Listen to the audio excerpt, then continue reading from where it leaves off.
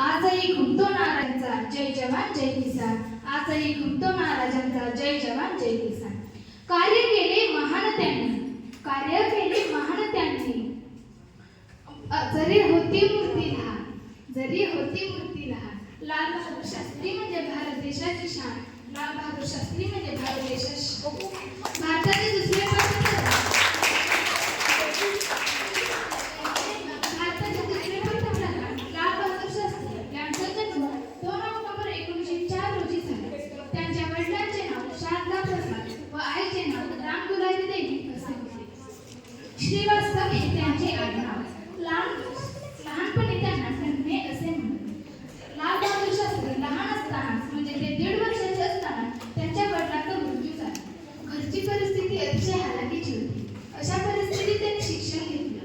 ते मॅट्रिकमध्ये असताना गांधीजींच्या असहकारच्या लक्षापेक्षा वय कमी होते म्हणून त्यांना सोडून देण्यात आले. देशप्रेमाचा संस्कार त्यांच्यावर लहानपणीच झाला होता. महात्मा गांधीजींना ते आपले गुरु मानले. त्या गुरूंकडून, शाळेतील शिक्षकांकडून देशप्रेमाचे धडे त्यांना आधीच मिळाले होते. पुढे त्यांनी मदन मोहन मालवीय यांच्या बनारस हिंदू विश्वविद्यालयात कला शाखेत प्रवेश घेतला. पुढे इसवी सन 1925 रोजी त्यांनी तत्वज्ञान व नीतिशास्त्र हे विषय घेऊन BA केले.